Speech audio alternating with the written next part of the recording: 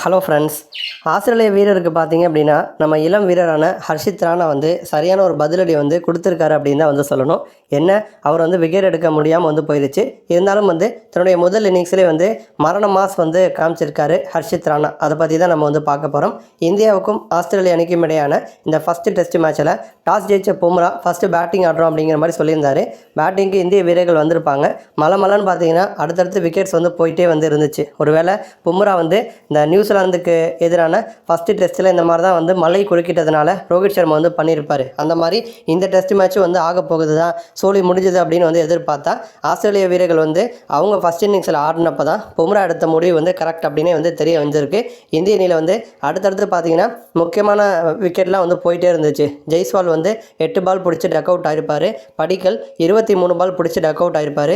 Virat Kohli 12 ball பிடிச்சி 5 ரனில் out ஆகிருப்பார். துருவ் ஜோரல் 11 ரனில் அவுட் ஆகிருப்பார். கேஎல் ராகுல் அவுட்டே கிடையாது, ஆனால் அவுட்டுன்னு சொல்லியிருப்பாங்க. 26 ரனில் பார்த்தீங்கன்னா கேஎல் ராகுல் அவுட் ஆகிருப்பார். Rishabh Pant 37 run, Nitish Reddy 41 run. இப்போ இந்த மேட்ச்சில் பார்த்தீங்கன்னா 2 பேர் டிபியூட் பண்ணியிருப்பாங்க. ஒருத்தர் நிதிஷ்குமார் ரெட்டி, இன்னொருத்தர் பார்த்தீங்க அப்படின்னா ஹர்ஷித் ராணா. இவங்க 2 பேருமே மரண மாஸ் காமிச்சிருக்காங்க அப்படின்னு தான் சொல்லணும்.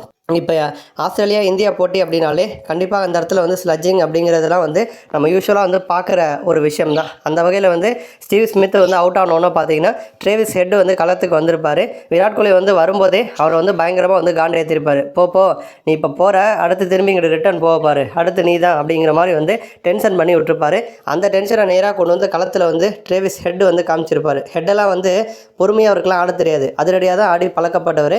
அப்போ 13 பந்தில் 11 ரன் மட்டும் அடிச்சிருப்பார். 2 4 அடித்து ஹர்ஷித் ராணா ஓவரில் பார்த்தீங்கன்னா ட்ரேவிஸ் ஹெட் போல்ட் ஆகிருப்பார். இப்போ நம்ம ஆஸ்திரேலியா முதல் நாள் ஆட்ட நேர முடிவில் 67 ரன்னுக்கு 7 விக்கெட்டை இழந்திருப்பாங்க. இந்த 7 விக்கெட்டில் ஒரே ஒரு விக்கெட் மட்டும்தான் போல்டு. அந்த போல்டு யார் ஆக்கணும் அப்படின்னா ஹர்ஷித் ராணா தான் ஆக்கியிருப்பார்.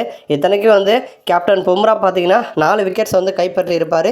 இருந்த போதிலுமே அது எல்லாமே போல்டு கிடையாது, எல்பிடபிள்யூ கேட்ச் அந்த மாதிரி தான். அதே மாதிரி சிராஜை பொறுத்த வரைக்கும் 2 விக்கெட்ஸ் கைப்பற்றி இருப்பார்.